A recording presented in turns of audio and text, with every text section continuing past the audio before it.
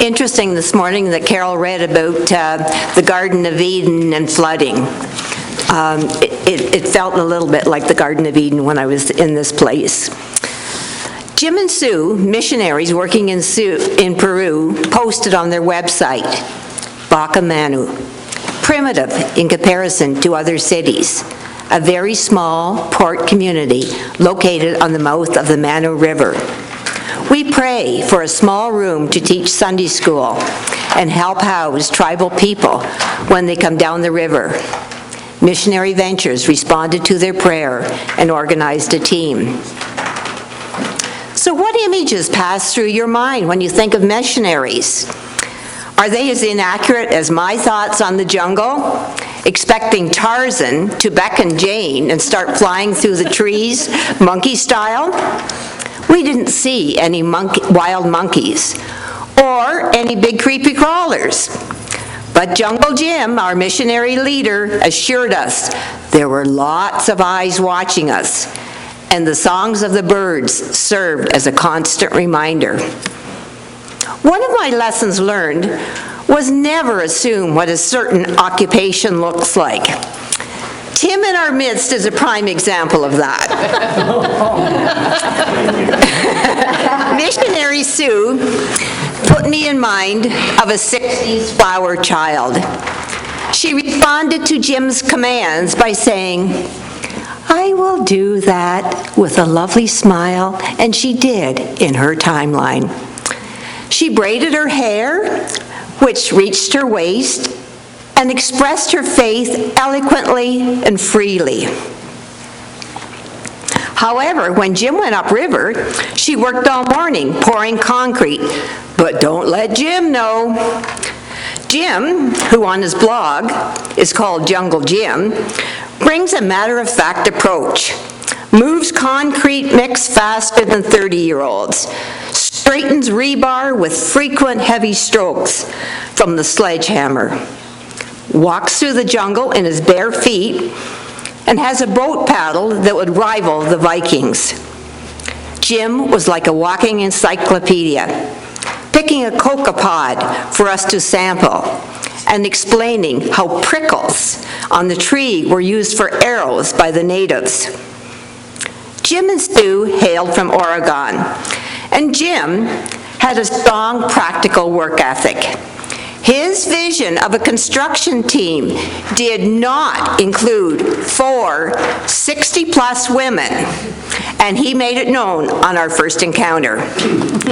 Sue commented, "God is always teaching us lessons, and Jim has learned that while he asked for 10 men, the 7 women and 3 men who arrived were able to get the job done."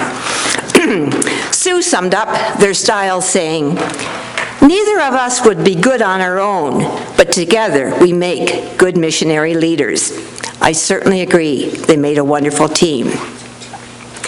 Our construction project was to build concrete pillars for a building about 25 by 30 feet. And for those of you who know construction, you would think that 25 holes would be a bit overkill, but that's what our master carpenter insisted upon. So we dug 25 holes in the pouring rain, and then we cut rebar to go in these holes, and then we made saddles to go around the rebars. Then we made forms, 7 inches precisely squared, and we had to rip lumber to make them 7 inches precise. And so those of you who know sonotubes would know how easy this would make the job, but sonotubes were not on the horizon. So anyway, while we're measuring and ripping this lumber, 2 little boys came along, and they would be about Devin and his sister's age. They were young, and they had a little toddler brother with them as well. So my sister said to the one guy, she beckoned really, but would you like to hold the end of the tape? Sure enough, this little guy held the end of the tape, and then she had him, would you like to mark the 7-inch mark? He said, sure. I wouldn't, he went ahead and marked the 7-inch mark. Then she had his little brother hold the end of the tape. Then Irene turned around to say something to me, And what would be happening, but these two little boys were marking the lumber. I mean, I was just so touched by that. They had learned this just in that short period of time. And we were just so touched by those little boys doing it, and it was certainly a wow moment for me. And it reinforced that kids love to help when they're praised for their work. But it also made me think, these are tasks that young teens from the village could have been learning and performing, especially the mixing of the cement. And those of you who may know, I mean, you put all the stuff in one pile, and then you move it to another pile, and then you move it to the other pile, and then you move it back, and then you add the water. So it's a bit labor intensive. So, but granted, February is summer holidays, and many families, especially the men and the sons, were out in the rivers searching for logs that had become dislodged due to the high river. And for those of you who may have watched the Beachcombers, it's sort of like that. But this is a very lucrative job, as one mahogany log can earn over 700 sol for the people. But they do this in a flat-bottom boat. You know, it's kind of like a canoe, dugout canoe, and it's pretty small. And for the equipment, they had an axe with a rope on it. So it's a pretty dangerous job. And when you watch them come back to the village with their log, you know, people in the village know the sound of the boat, whether they've got a log by the sound of the boat. So, I mean, they're really in tune to what happens, whether they've got a log or not, by the sound that the boat motor makes. So they're very close to nature there. Interesting enough, a lot of the people in Bakamanu are boat builders. So they have people from Port of Maldonado come all the way up there to, in fact, buy boats, buy these flat-bottom canoe boats. So it was an amazing thing. Oh, I forgot to mention, when we were, the lumber we used making these forms, it would be worth at least $1,000 here, because the boards were about that thick, like almost 2 inches thick. You know, there was no, you know, cut the inch down to half an inch kind of stuff. It was amazing the thickness of the boards there. But anyway, my thoughts were, what an opportunity for these children, or for these young men in the villages, to have the opportunity to work with this on a construction job. So that would certainly be one of my recommendations in the future. Each day, we had 3 meals in a restaurant. So yes, Bakamanu did in fact have a restaurant. It was about 1 minute's walk from the job site, and it was about 2 minutes walk from our accommodation. So we were in a nice, tight little spot there. And our accommodation, which in spite of the brown, cold tap water, is certainly exceeded expectations. Soup was served for every lunch, as well as a full meal. So we didn't go hungry. And it was 3 days it was pretty hot, so soup was a welcome addition. However, for 4 days, we had no dessert, no fruit, and no bread. And on our second to last breakfast, we were served the best grapefruit you could ever eat. And needless to say, we went on at great lengths at how pleased we were with this. And it turned out the grapefruit grew in her backyard. But she didn't think it'd be good enough for guests. So we had grapefruit again the next morning. There was bananas all over the place either as well, and we didn't have bananas. Sue suggested that we might like to see the cook's kitchen and asked if we could like to make banana bread with her. A number of us jumped at the opportunity.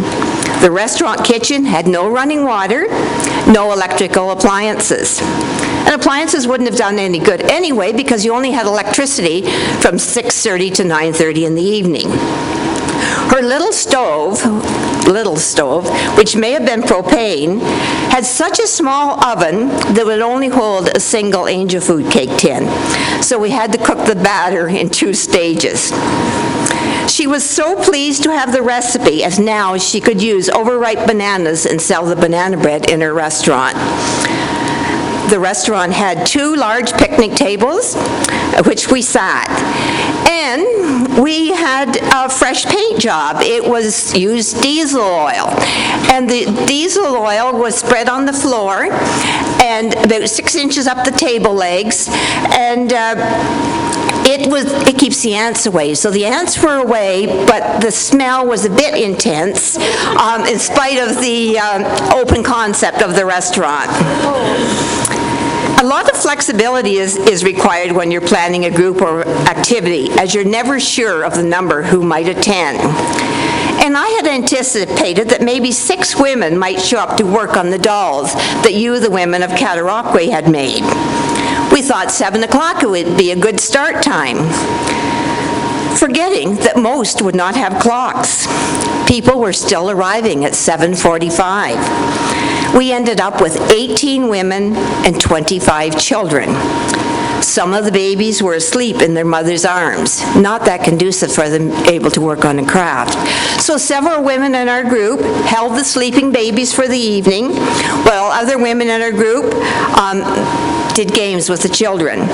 The mothers knew that their children were nearby, safe and happy. The women took great care in choosing their doll based on the colors. Then they stuffed them and they made the arms and the legs. They were creative. They made pockets and buttons with the yarn. And following the craft, we served them tea and cookies. And we were told they don't like hot tea. And so, but we'd made this hot tea. Well, some of the women had 2 cups. And so we thought, oh, well, that was good. And they left amidst many, many hugs. And this group of women were not that affectionate. You know, they were kind of standoffish. And I can understand with all these whiteys because they had not had a mission in that place before except for a medical mission. So they gave us many hugs and mucho, mucho gracias. And we had the feeling that these women seldom had time just for them. That was another wow moment for me. So now it's after 9 o'clock at night. We were told to stay in the church. We're tired from the heat, the lack of sleep, and knowing that we're leaving at 5 in the morning. Obedient people that we were, we sat around on the chairs while we recapped the mission.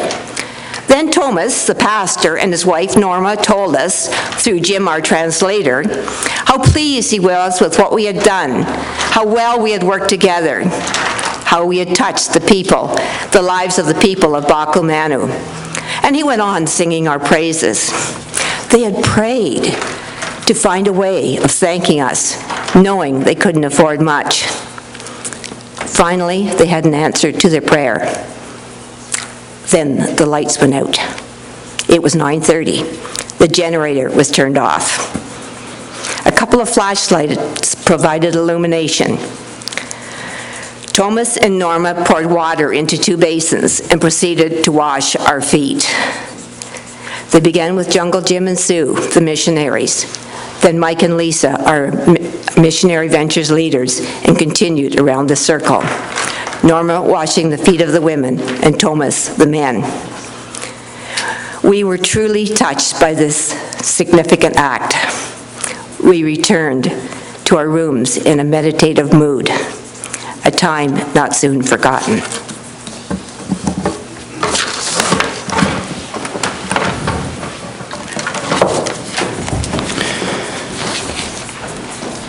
Thank you, Doris.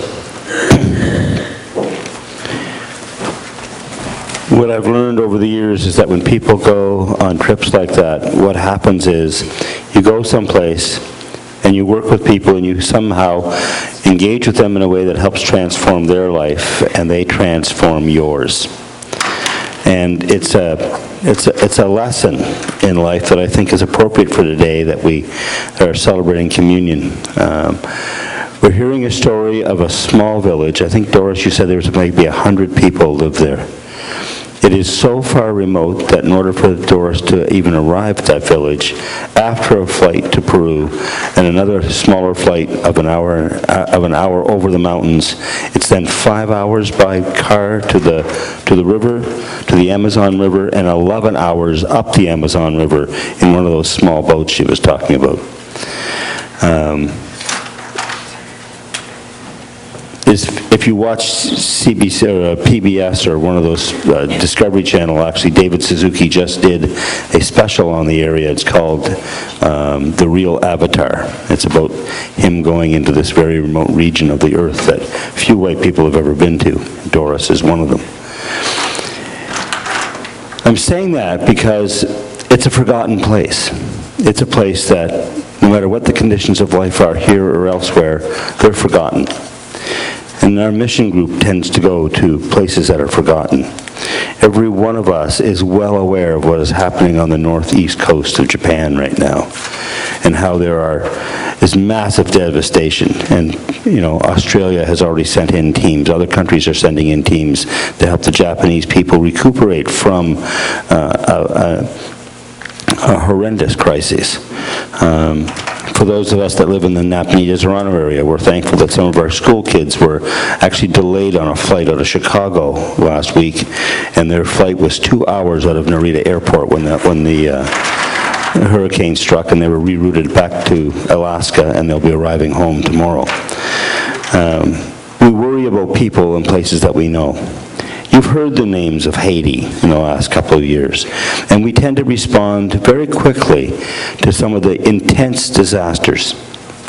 That's mission, and that's appropriate. But apart from those missions, there are people who are chronically broken. Their lives are recuperating from disasters decades ago.